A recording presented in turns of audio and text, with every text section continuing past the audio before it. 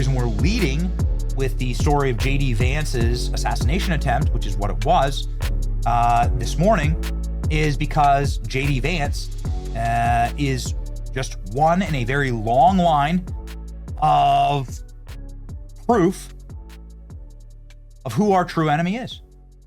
If J.D. Vance was home, this sociopath who attacked his house, who got so close that he was able to smash J.D. Vance's windows. Well, if you're able to smash his windows, if you're able to attack his windows, smash into his windows, how close are you to getting into his house?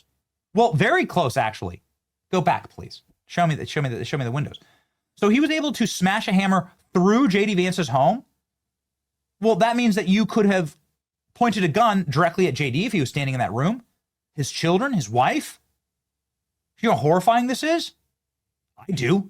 Multiple people in federal prison right now because they've done the same thing to my house in their own, in different ways, gone up to me, attacked my family, threatened to kill us. This is terror. This is completely effed up. It's terrible. And you need to take these kind of things extremely seriously. It's not just leftists, Benny. Remember Josh Shapiro? He's the governor of Pennsylvania. He had his house lit on fire by a leftist. They never tell you these kind of things, man. Melissa Hortman. No, dude. All of these guys are leftists. The guy who so here's what they're going to say to me. They're going to say, well, this is not just a one-side thing, Benny. You haven't talked about Melissa Hortman, and you haven't talked about Josh Shapiro. Let's talk about him. Now, the guy who attacked Josh Shapiro was a Free Palestine activist who was going after a Jewish governor of Pennsylvania. Pretty clear what he was trying to accomplish there. He did light his house on fire. And here's a photo of him. They're like trying to say, oh, I mean, he was MAGA. No, dude. This guy was actually so far left that he was attacking a Jewish governor who happened to be a Democrat. I don't think it would have mattered. Dude was like trying to, this is why, this was what was motivating the guy.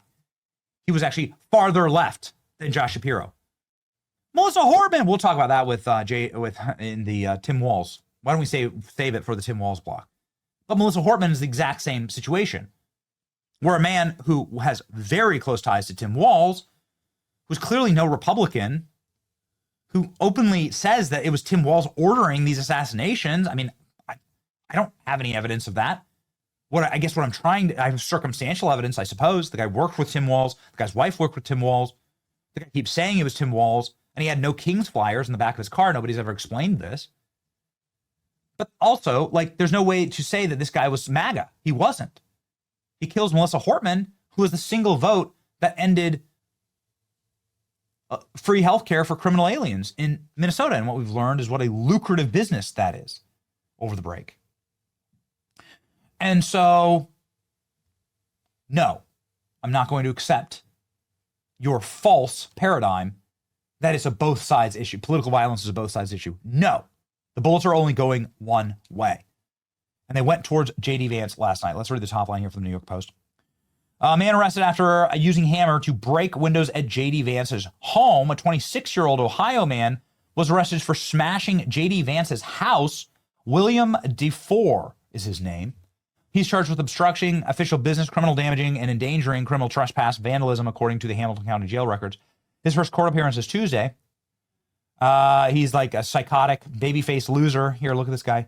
The Associated Press, citing two law enforcement officials, reported that Secret Service agents heard loud noises at the home, smashing of the windows, broken windows with a hammer, trying to get into the house. Dude was able to get right up to J.D. Vance's house and enter his home. Thank God J.D. Vance wasn't there, he said in a statement on X. I appreciate everybody's well wishes after the attack on our home. As far as I can tell, it was crazy, dude, trying to hammer out my windows. Grateful to the Secret Service, Cincinnati Police. Just call it what it is. Call it what it is. The guy was able to walk right up to J.D. Vance's window and to enter his house by smashing a hammer through the glass. So that's a weapon that is now been inside of J.D. Vance's private residence. It's terrifying. So what if it was a gun? Again, what if you smashed the window and then you had a pistol, right? You had a handgun. And you could just, open fire into the house. What if JD's family was there? Thankfully, they weren't. Let's go ahead and read the full JD Vance statement here up on screen. I appreciate everybody's well wishes about the attack on our home. As far as I can tell, a crazy person tried to break in and hammering my windows. I'm grateful to the Secret Service and Cincinnati Police for responding so quickly. We weren't home. We had returned to D.C. One request, the media.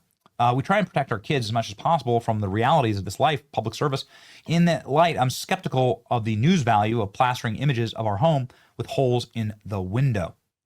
So he's saying don't put the photos up. I mean, I don't know, man. Streisand effect. I guess it just is what it is. It's all over, it's all over social media right now. William DeFore. Let's just put up one more time this image and ask yourself, what do you think is going on here exactly? Same 1,000-yard stare, same completely like bugged out look, acne, like bowl cut mullet, terminal loser.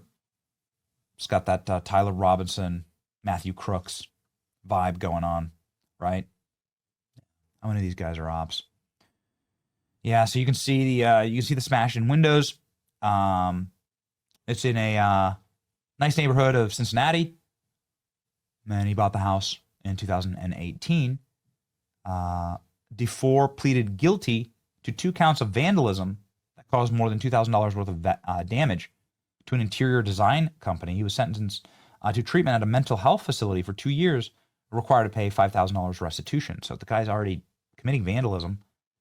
I guess that you could I guess we're just going to have to see, but there's no way he doesn't know that this is the vice president's house. There's Secret Service there.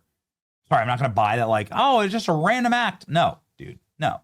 It's JD Vance's house.